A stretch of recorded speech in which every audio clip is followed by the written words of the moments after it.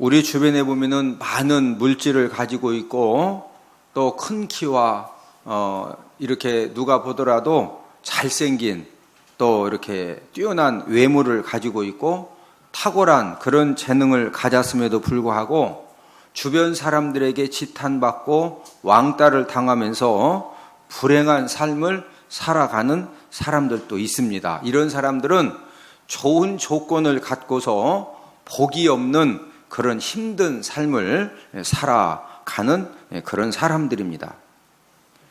반면에 물질도 좋고 외모도 이렇게 키도 크지 않고 이렇게 평범한 얼굴이고 또 재능도 무재주고 또 가정 환경도 안 좋은 그런 가정 환경에서 성장했음에도 불구하고 주변 사람들에게 선한 영향력을 끼치면서 주변 사람들에게 인정받고 존경을 받으면서 행복한 삶, 복 있는 삶을 살아가는 사람들도 있습니다.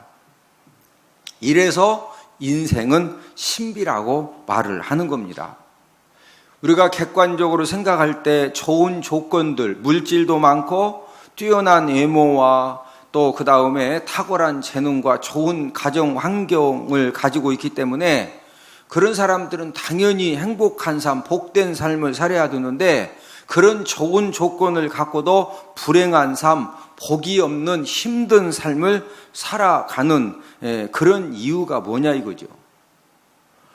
반면에 안 좋은 조건들, 물질도 적고 외모도 보통이고 재능도 없고 안 좋은 가정 환경, 객관적으로 좋지 않은 그런 가정 환경인데도 행복한 삶을 살아가고 복이 있는 삶을 사는 이유가 무엇이냐 이거죠.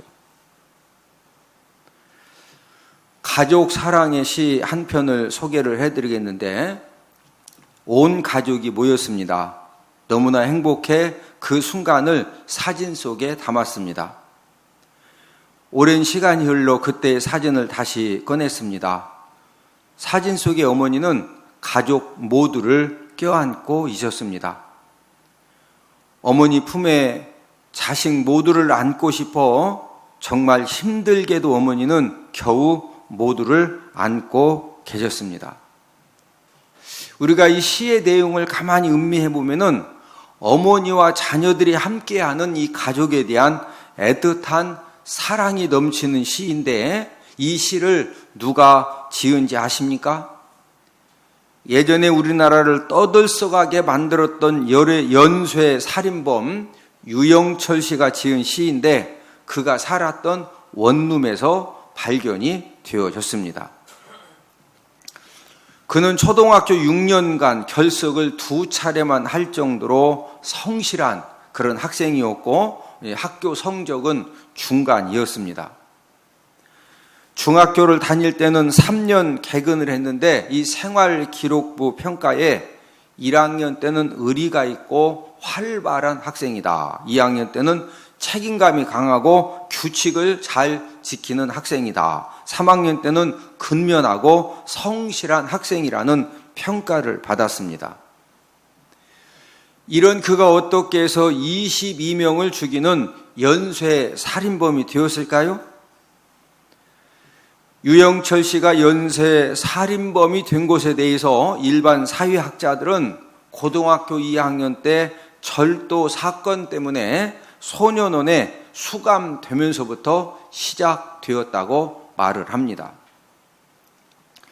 그리고 불우한 이 가정 환경 또 이 결혼 실패가 이제 연쇄 살인범을 만들었다고 이제 사회학자들의 잣대를 가지고 이렇게 분석을 해보면은 이런 것들이 타당한 이유가 될 수도 있습니다.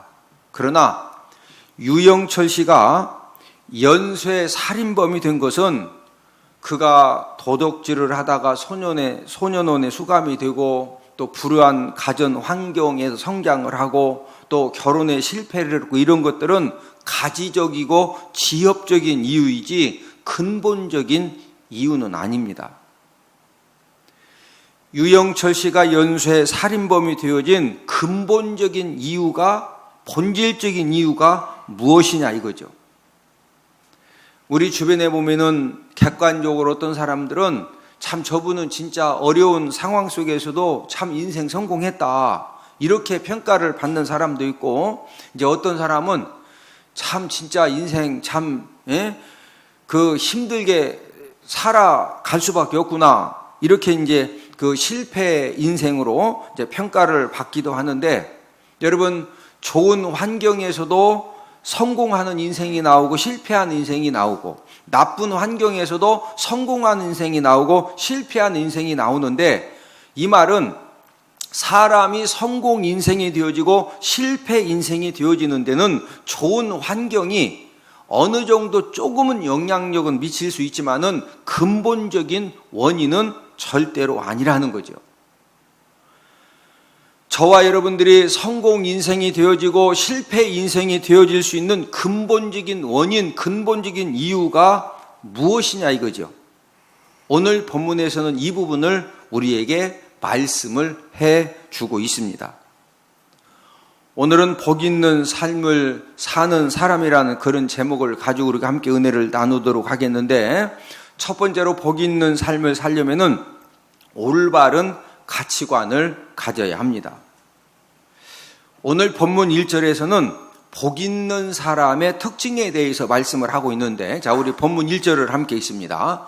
시작. 복 있는 사람은 악인들의 꾀를 따르지 아니하며 죄인들의 길에 서지 아니하며 오만한 자들의 자리에 앉지 아니하고. 지금 이 복 있는 사람들은 따르지 아니하며 서지 아니하며 앉지 아니하고, 이제 이런 특징을 가지고 있는데, 이 말은 복 있는 사람은 분명한 가치관과 삶의 방향을 정하고 살아간다는 그런 특징을 가지고 있습니다. 저와 여러분들에게 올바른 가치관과 올바른 신앙관이 있으면은 다른 사람이 간다고 해서 무조건 쫓아가지 않고, 많은 사람들이 한다고 해서 무조건 따라하지 않고, 또 주변에서 막 진짜 여기 가면은 재밌다, 아 진짜 끝내준다, 뭐 별 말로 유혹을 해도 올바른 가치관과 신앙관이 있으면은요 절대로 다른 사람, 주변 사람들이 꼬인다고 해서 넘어가지 않습니다. 연쇄 살인범 유영철 씨도 고등학교 2학년 절도 사건 전까지는 매우 평범한 그냥 보통 학생이었습니다. 그러나 고등학생이 되어져서 나쁜 친구들과 어울려 노는 가운데에서 그들과 대화하고 그들과 교제하고 그러다가 가치관이 병들면서 절도에 가담도 하고 끝없는 그런 죄악과 악함에 빠져든 것입니다. 이 세상의 모든 사람들은 환경이 어떠하든지 인생을 살아가는 가운데 갖가지 죄악의 유혹을 만납니다.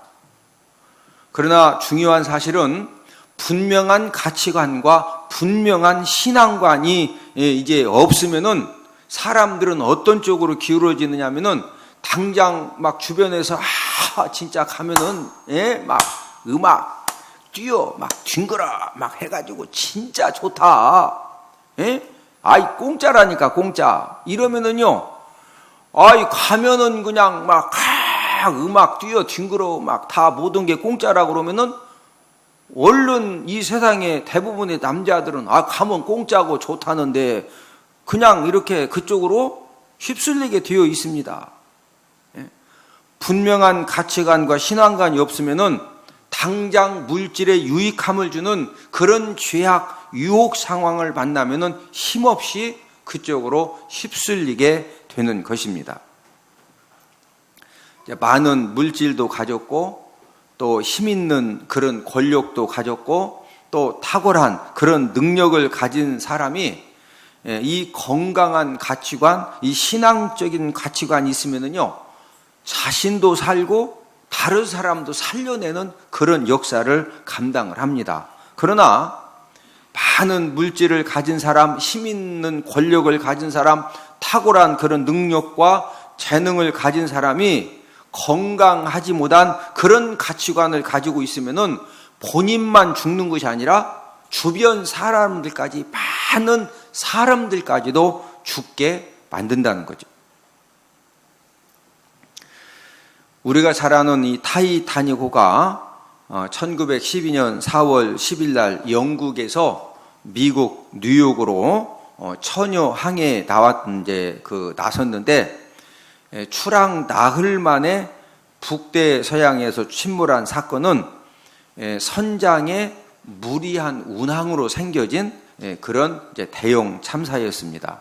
그때 몇 명이 죽었느냐? 1,500명이 죽었는데 이 1,500명이 죽었기 때문에 선장은 엄청난 비난을 받아야만 했습니다. 그러나 이 선장이 끝까지 승객들의 탈출을 돕다가 배와 함께 수몰되어 죽은 이 스미스 선장은 오히려 위대한 인물이 되어졌습니다. 어떻게 해서 비난받아야 될 사람이 위대한 그런 인물로 이 존경받는 사람이 되어졌느냐면은 이 스미스 선장은 이제 딱 보니까 배가 이제 다 침몰돼서 다 죽어야 될 그런 상황이거든요. 그런 상황 중에 이 선장이 이 승객 중에서 어린이들을 먼저 다 이렇게 탈출하도록 도와주고 그 다음에 여성들을 이렇게 탈출하도록 도와주고 그런 다음에 노인 남성들 순서대로 탈출을 하게 이제 도와주는데 이제 이 승객들도 그 배 2,200명이 타고 있었는데 딱 보니까 지금 다 죽어야 될 그런 상황이거든요.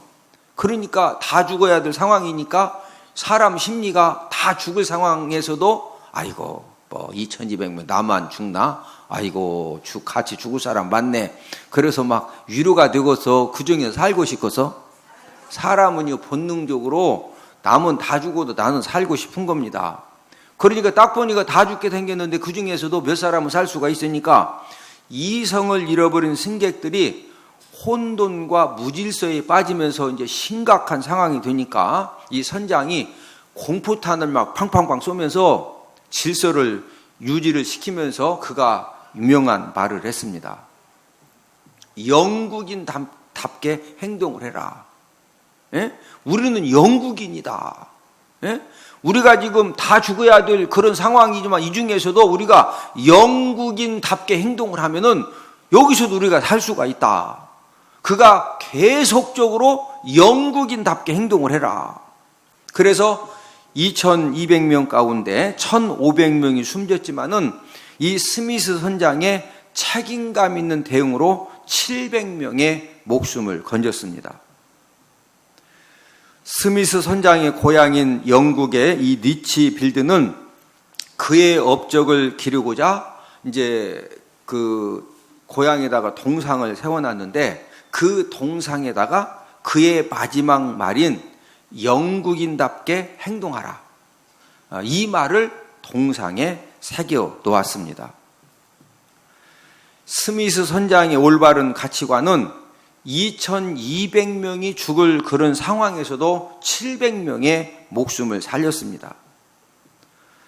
1,500명이 죽은 슬픔과 애통함의 사건이었지만은 스미스 선장의 선장다운 행동 때문에 그 1,500명이 죽은 그 슬픔과 애통함도 사람들이 다 살아난 사람 700명을 통해서 그 스미스 선장 이야기를 들었거든요. 그 막 난리 가운데에서 선장이 목숨 걸고 막 공포탄을 쏴가면서 영국인답게 행동을 하고 해가지고 질서를 잡아서 그래서 우리가 이렇게 700명이 살았다고.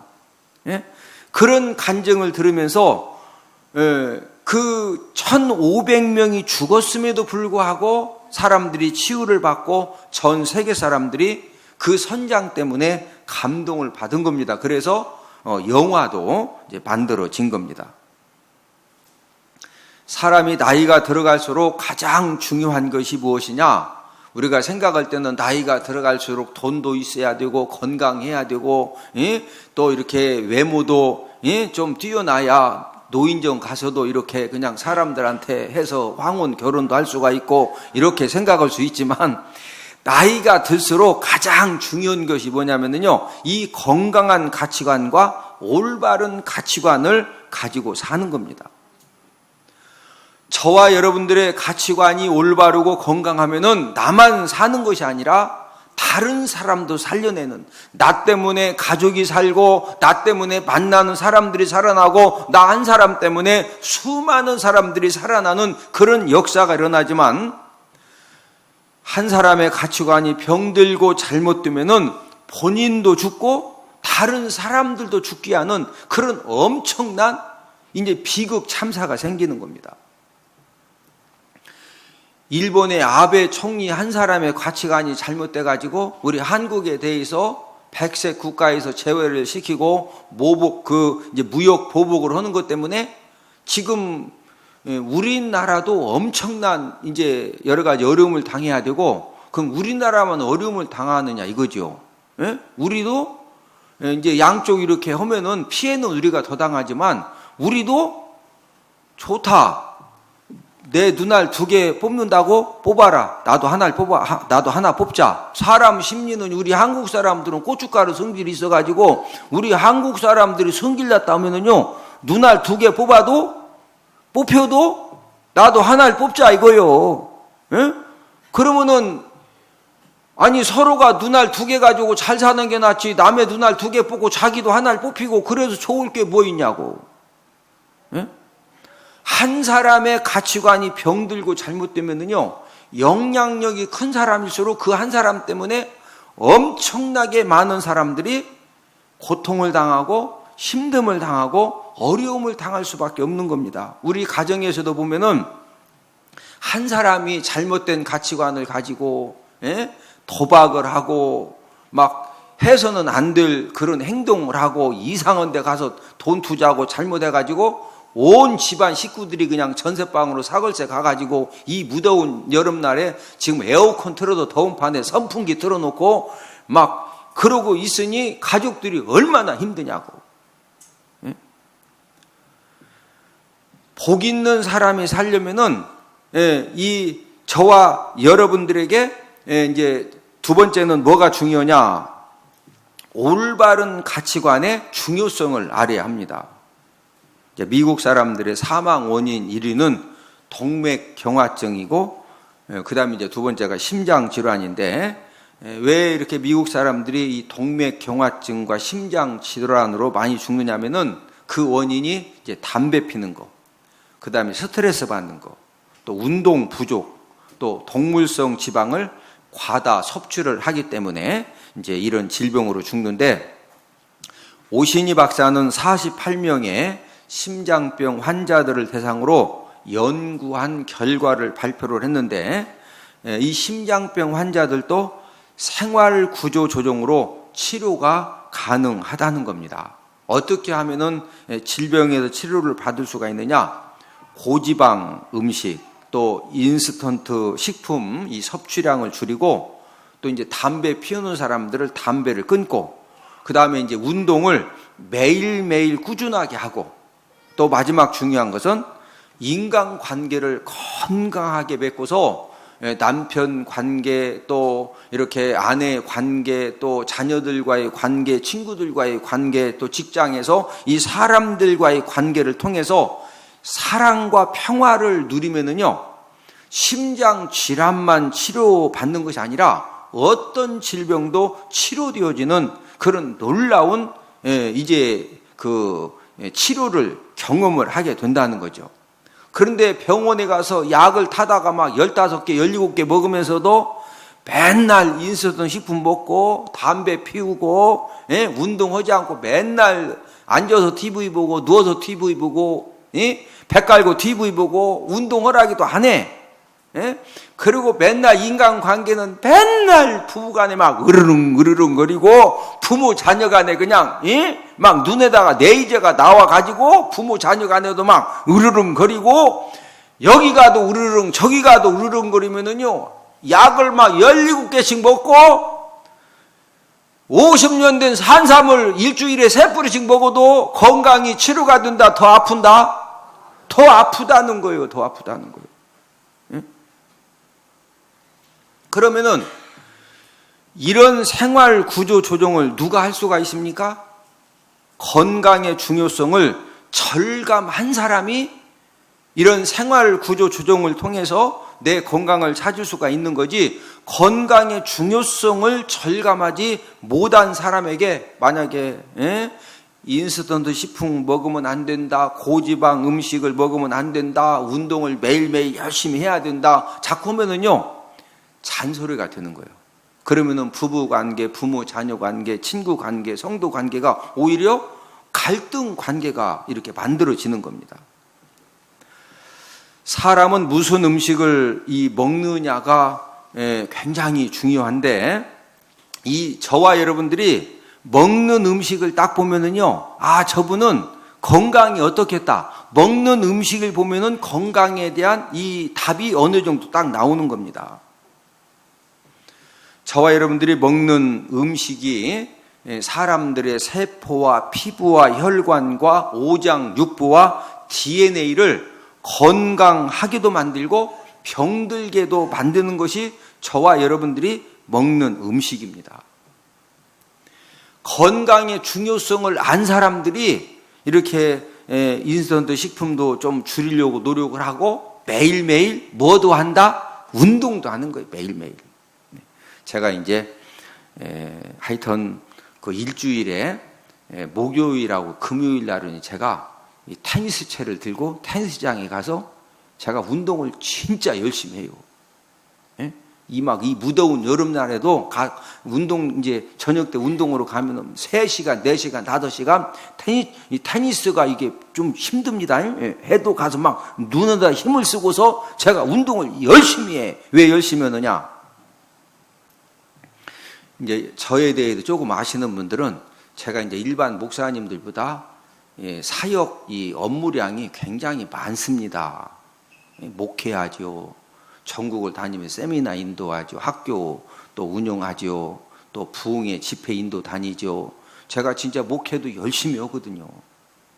그러다 보니까 다른 분들보다 제가 이 활동량이 굉장히 많습니다. 그래서 충대병원 응급실에 제가 2번 실려갔어요. 2번 실려갈 때 어느 정도 상태냐면은 진짜요, 막 집안이 떠나갈 정도로 제가 거의 다 죽은 상태에서 2번 실려가고, 세미나 인도로 갔다가 세미나 인도를 해야 되는데 몸이 하도 아파가지고 이 동영상 돌려놓고 응급실 실려가는 거예요. 제가 이제 그 정도 상태가 딱 된 다음에 제가 깨달은 게 뭐냐면은 딱 다 죽어서 응급실 실려가니까 뭐 다음 주 월요일 날부터 무슨 세미나 부흥회 다 취소입니다. 다 취소고 뭐 주일날 설교도 안 되고. 그래서 내가 그래도 어쨌든 이렇게 건강해가지고 설교도 힘있게 해야지. 할렐루야. 제가 지금 3일째 밥을 못 먹어가지고 좀 목소리 살살해도 이 여성이 할렐루야 이러면은요, 아니 또 그게 또 은혜도 될 수는 있어요. 한두 번이지 그것도 맨날 할렐루야 이러면은요.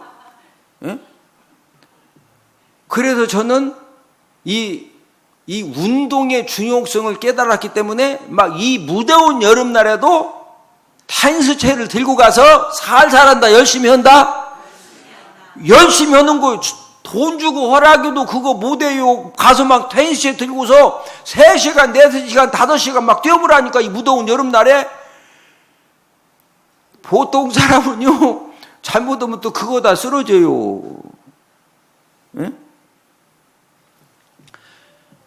건강의 중요성을 알면은 운동하지 말라고 해도, 음식 관리 잘 하지 말라고 해도 본인이 알아서 그냥 막 열심히 하는 거예요. 자, 이것처럼 올바른 가치관도 중요성을 절실하게 깨달은 사람만이 이 올바른 가치관이 뭐냐. 자꾸 올바른 가치관 하는데 이 올바른 가치관이 무엇인가에 대해서 중요성을 깨달을 때 고민도 하고, 올바른 가치관을 갖기 위해서 거룩한 몸부림도 치고, 또 자녀들을 교육을 할 때도 좋은 성적을 우선순위에 두지 않고 어떻게 하면 내 자녀들에게 올바른 가치관을 갖게 해줄 것이냐, 이런 부분에 우선순위를 두고 열정과 시간을 이제 자녀들에게 쏟는 겁니다. 미국의 경제, 정치, 교육을 누가 좌지우지하느냐? 이스라엘 민족이 좌지우지를 합니다. 이 말은 이스라엘 민족이 미국을 좌지우지한다는 것은 전 세계를 좌지우지한다는 그런 말입니다. 현재 전 세계 인구가 약 77억 정도 되는데 유대인들은 이 77억 중에서 0.1% 정도밖에 안 됩니다. 그런데 노벨상은 약 22%를 차지를 하고 있습니다. 이런 저력이 어디서 나올까요? 그것은 바로 이스라엘 민족들은 이 올바른 가치관과 올바른 신앙관을 가지고 살아가기 때문에 그 0.1%밖에 안 되는 적은 인구지만은 노벨상의 22% 이상을 차지하고 미국과 전 세계를 좌지우지하는 그런 큰 손의 역할을 감당을 하고 있는 겁니다. 유대인들의 신앙 교육은 어렸을 때부터 철저한데 이미 유치원생부터 고등학교를 졸업할 때까지 이 유대인들은 어디에다가 이 교육부 정책이 뭐에다가 최선을 다하느냐 하면요, 그 자녀들에게 성경 교육과 이 탈무드 교육을 하는 부분에 최우선적으로 전심전력을 합니다. 그러니까 이 유대인들은 고등학교를 졸업할 때 할 정도 되면은요, 자연스럽게 올바른 가치관과 올바른 신앙관을 딱 갖게 되는 겁니다. 여러분, 올바른 가치관과 올바른 신앙관을 딱 가진 상태에서 직장에 취업을 하고 부모님으로부터 유산을 물려받고 부모님으로부터 이 좋은 것을 물려받아도 가치관이 올바르고 건강하면은요, 그 모든 것들을 잘 관리를 하는 겁니다.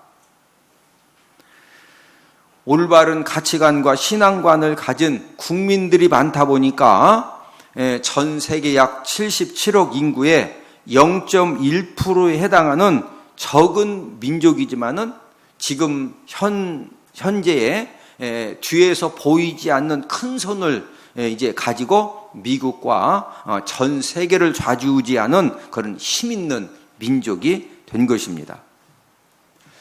여러분들의 남은 생애가 정말로 복 있는 그런 삶을 살기를 소망하시고 여러분들의 자녀들이 복 있는 삶을 살아가는 그런 자녀들이 되기를 소망하시면은 저와 여러분들에게 무엇이 필요하냐? 우선적으로 필요한 것은 이 올바른 가치관, 이 건강한 가치관이 이게 얼마나 중요하냐? 이 중요성을 먼저 깨달아야 됩니다. 내가 깨달을 때 이 건강한 가치관, 이 올바른 가치관을 갖기 위해서 내가 힘쓰고 노력도 하는 거지. 지금 제가 이렇게 여러분, 이 건강한 가치관, 올바른 가치관이 최고로 중요합니다. 이 말을 해도 어떤 사람은 맞아. 이런 사람 있고 지금 옥수수 쪄놓은 거 아이고 냉장고에다 넣어놔야 되는 옥수수 그냥 지금 엉뚱한 생각한다니까요. 그런 사람은 제가 아무리 중요하다고 해도 그 사람하고는 그냥 상관은 없는 거예요. 예? 여러분들이 정말로 남은 생애를 복 있는 삶을 살기를 소망하시고 자녀들도 복 있는 삶을 살기를 소망하시면은 부모님인 우리들이 먼저 이 올바른 가치관, 이 건강한 가치관이 얼마나 중요하냐, 이걸 내가 깨닫고 내가 먼저 그 가치관을 가지고 자녀들에게도 올바르고 건강한 이 가치관을 갖도록 도와주면 되는 겁니다. 복 있는 삶을 살려면 세 번째로는 하나님 말씀을 통한 가치관을 가져야 합니다. 오늘 본문 2절에서도 복 있는 사람의 특징에 대해서 말씀을 하고 있는데, 자, 우리 본문 2절을 함께 읽습니다. 시작. 오직 여호와 율법을 즐거워하여 그의 율법을 주야로 묵상하는도다. 복 있는 사람의 특징은 여호와의 율법을 뭐한다? 즐거워한다 이거예요. 그 하나님의 율법을 주야로 뭐한다? 묵상하는 그런 특징을 가지고 있습니다. 사람들과 대화를 해보면은 나름대로 가치관이 다 있습니다. 저는 가치관이 별로 없는 것 같다고. 아니, 본인이 내 가치관이 무엇인지 정립을 이렇게 딱 안 해서 그렇지, 대화를 해보면은요, 나름대로 다 가치관을 이제 가지고 있는데, 문제는 저와 여러분들이 가지고 있는 그 가치관이 어떤 가치관이냐는 거죠. 나도 살리고 다른 사람도 살리는 이제 그런 이 가치관을 가져야 되겠는데, 어떻게 해야 나도 살리고 다른 사람도 살리는 그런 가치관을 가질 수가 있을까요? 그것은 오늘 본문 2절 말씀을 통해서 우리에게 가르쳐 주시는 방법은, 저와 여러분들이 하나님의 말씀을 즐거워해서 그 하나님 아버지 말씀을 주야로 묵상을 할 때 성령 하나님이 저와 여러분들에게 생명 살리는 그런 성경적인 가치관을 갖도록 도와주시는 겁니다. 미국에서 가장 존경받는 사람들이 이제 누구냐면은 초대 대통령 조지 워싱턴과 16대 대통령 링컨인데, 이들은 어떤 공통점을 가지고 있느냐? 가정 환경이 어려워가지고 어렸을 적에는 초등학교도 졸업을 못했습니다. 다만 부모님을 통해서 신앙의 유산을 물려받으면서 이 올바른 가치관, 이 성경적인 가치관을 이분들이 물려받았습니다. 그 이후에 이제 초등학교도 졸업도 못했지만 그 이후에 성장 과정에서 초등학교 과정도 마치고 검정고시로 중고등학교 과정도 마치고 이제 늦게 이런 이제 부족한 것들을 이제 채워 나간 겁니다. 초대 대통령 조지 워싱턴은 대통령을 2번 했는데, 이 2번째 대통령이 될 때도 국민들에 의해서 강제로 한 겁니다. 원래 본인은 한 번만 하고 그만둘라고 했는데 미국 전 국민들이 얼마나 강력하게 또 대통령을 해달라고 하는지, 그래서 이제 2번째까지 대통령을 했는데, 또 이제 이 임기를 마치고 나니까 또 전 국민들이 다 들고 일어나는 겁니다. 2번 해서는 안 된다 이거예요. 한 번만 더 해달라 이거예요. 그때 이 조지 워싱턴이 단호하게 거절을 했는데, 그 이제 3번째 대통령을 거절한 이유가 뭐냐면은, 원래 이제 미국은 대통령을 재임까지 할 수 있어요. 2번까지 할 수 있는데, 만약에 그 국가법을 바꿔가지고 본인이 3번째 대통령을 하면은 나중에 이제 무슨 문제가 생기느냐? 미국 장내에 독재 정권자가 나와가지고 대통령을 2번 했는데 3번, 4번, 5번 하고 싶어요. 막 워낙 이 강력한 이 독재 정치를 통해서. 그러면은 또 법을 바꿔가지고 대통령을 5번, 6번, 7번도 하는 이제 그런 문제가 생겨지기 때문에, 그래서 절대로 2번째 한 것은 그나마 이제 헌법에 2번까지 할 수 있으니까 한 거지만, 국가 법을 바꿔가면서 3번째 한다는 건 절대 이건 있을 수가 없다 이거예요. 그래서 단호하게 거절을 한 겁니다. 보통 사람들은 대통령을 안 하려고요, 더 하려고 해요? 더 하려고 편법을 쓰고 뭐 여러 가지 문제들이 생겨지는데, 그러나 이 조지 워싱턴은 올바른 가치관을 갖고 있었기 때문에 3번째 대통령을 할 수 있었지만은 단호하게 거절을 한 겁니다. 오늘 본문 2절처럼 저와 여러분들이 오직 여호와의 율법을 즐거워하면서 그 율법을 주야로 묵상하는 자가 되면은 하나님 아버지가 어떤 은혜를 주시느냐, 그 해답이 오늘 본문 3절에 기록이 되어져 있는데, 자, 우리 3절을 함께 읽습니다. 시작. 그는 시냇가에 심은 나무가 철을 따라 열매를 맺으며 그 잎사귀가 마르지 아니함 같으니 그가 하는 모든 일이 다 형통하리로다. 자, 2절 말씀처럼 저와 여러분들이 여호와의 율법을 즐거워하면서 그 하나님의 율법을 주야로 묵상하는 자가 되면은 하나님 아버지가 3절에 복을 주신다는 거죠. 그 3절의 복이 뭐예요? 시냇가에 심은 나무가, 이 나무가 시냇가에 심겨지면은 철을 따라서 뭐 맺는다? 열매를 맺는다. 잎사귀가 마른다 안 마른다? 안 마른다. 그 다음 마지막 결론이 뭐예요? 마지막 줄에 보니 그가 하는 모든 일이 다 뭐하게 된다? 형통하게 된다. 시냇가에 심은 나무가 이런 이 결과를 맞이하듯이 저와 여러분들이 여호와의 율법을 즐거워하면서 그 율법을 주야로 묵상하는 이제 그런 사람이 되어지면은 저와 여러분들의 인생나무가 자연스럽게 이제 이 시냇가에 심겨진 인생나무가 되기 때문에 이런 이제 이 축복의 은혜를 누리게 된다는 거죠. 저와 여러분들이 하나님 아버지 말씀을 통한 가치관을 갖고 살게 되면은 내 인생의 나무가, 우리가 지금 다 인생 나무거든요. 내 인생의 나무가 어디에 심어지게 되느냐? 말씀 시냇가에 딱 심겨지는 겁니다. 무슨 시냇가에 심겨진다? 말씀 시냇가. 나무는 어느 곳에 심겨지느냐가 굉장히 중요합니다. 아무리 좋은 나무라도 사막에 심겨지고 메마른 땅에 심겨지고 물도 없는 곳에 심겨지고 그 다음에 땅에 영양분도 없는 곳에 심겨지면은요, 아무리 좋은 호두나무, 감나무, 배나무라도, 복숭아나무라도 풍성한 열매를 맺는다 못 맺는다? 못 맺어요. 결국에는 그 나무가 어떻게 돼요? 죽습니다. 저와 여러분들, 우리가 남은 생애를 살아가는 가운데 하나님의 말씀을 통한 가치관을 갖고 살아가는 가운데 저와 여러분들의 인생의 나무가 이 말씀 시냇가에 심겨진 그런 나무만 되면은 하나님 아버지가 저와 여러분들 남은 생애에 우리 삶 가운데 축복의 열매를 풍성하게 하나님 아버지가 맺어 주실 줄로 믿습니다. 오늘은 복 있는 삶을 사는 사람에 대해서 이제 세 가지를 말씀을 드렸습니다. 첫 번째는 올바른 가치관을 가져야 된다. 두 번째는 올바른 가치관의 중요성을 알아야 된다. 세 번째는 하나님의 말씀을 통한 가치관을 가져야 된다.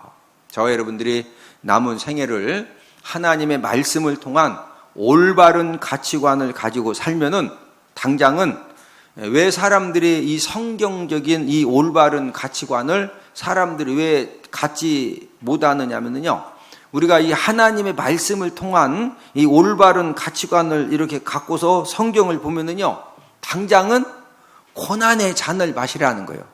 당장은 무슨 잔 마셔라? 고난의 잔을 마셔라. 고난의 십자가를 져라. 씨를 뿌리는데 농땡이 펴가면서 뿌려라. 울면서 씨 뿌려라. 울면서 씨를 뿌리라는 거예요. 예?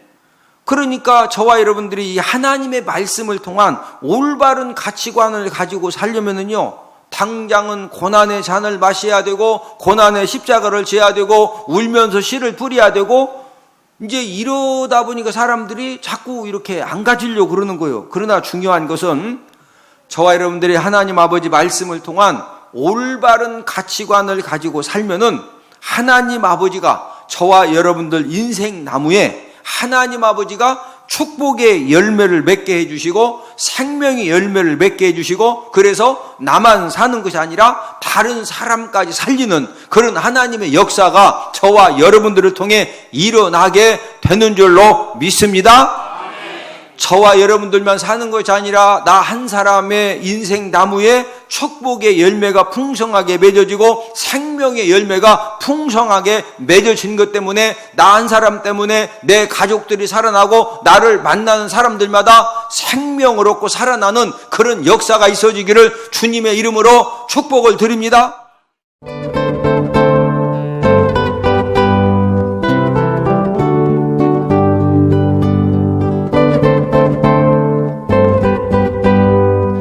평상시 저는 또 평신도기 때문에 성경을 잘 모릅니다. 또 우리 평신도들은 창세기를 제외한 민수기가 앞에 있는 건지 신명기가 앞에 있는 건지 잘 모를 정도입니다. 공부를 하면서 재미있다. 또 시간 애우는데 제가 머리가 조그만서 잘 암기가 안 되는데 애워줘요. 엄마야? 이제 나도 할 수 있겠구나. 말씀을 딱 듣는데 진짜 깜짝 놀랐어요. 저는 레이기를 보면은 시작부터 끝까지 하는데 항상 성경 보면 레이기는 그냥 넘어갔거든요. 여러분 힘들어서 넘어갔는데 그 레이기, 그 어려운 레이기가 그냥 출애굽기 레이기가 귀에 들어오면서 이게 굉장히 너무 쉽게 이게 외워지는 거예요. 그래서 저는 또 외우는데 은사가 없습니다. 없어가지고 전혀 모르는데 그게 다 외워지면서 되는데 너무너무 신기해가지고 제가 막 진짜 너무 재미있고 웃기고 막 하루 해가 가는데 너무 잘 가는 거예요. 그냥 하루 종일 한 게 저한테는 한 30분 정도 있었다는 그런 기억이 될 정도로 너무 재미있고 너무 신기하고 이런 성경을 이렇게 할 수가 있구나 하는 생각이 들었어요. 제가 세미나가 있으면 잘 참석을 합니다. 공부가 재밌기 때문에. 근데 문자가 들어왔길래 다 이때다 그러고 그냥 얼씨곤하고 갔는데 목사님이 너무너무 웃겨가지고 내 평생에 그렇게 많이 웃어본 적은 또 처음이고요. 너무 많이 웃어가지고 그날 한 10년은 젊어진 것 같고요. 아하, 성경 공부를 이렇게 웃으면서 웃음 대박 터지게 가르치는 목사님도 계시는구나. 내 얘기를 듣고 또 이제 민숙이를 듣고 하면서 아, 내가 34년 동안 성경 공부하려고 그렇게 헤맸던 게 여기 있었구나. 저도 그 엄마한테 그렇게 교육받았죠. 교회 가서 성가대하고 반사하고 뭐 이러면 신앙이 아주 좋은 걸로. 저 역시 저희 아들 그렇게 키웠습니다. 교회 가서 찬양대 반주하고 또 청년회 잘 참석하면서 그 신앙 좋은 걸로. 그렇지만 그렇게 자랐던 아이들이 결국 그 대학부나 청년회 가면은 세상에 빠지지 교회에 남아있지 않는 걸 좀 많이 봤습니다. 그래서 저는 그것이 성경에 맥이 안 잡혀 있고 말씀으로 바로 서지 않았기 때문에 아이들이 다 세상으로 나간다고 봅니다. 그 엄마들이 그 맥잡기를 해서 그 어린아이들을 키울 때 정말 말씀으로 성장시킨다면 가정 회복이 되고 또 부부 문제나 아니면 그 우리 사회적인 문제 같은 것도 그 엄마들이 책임질 수 있다고 생각하고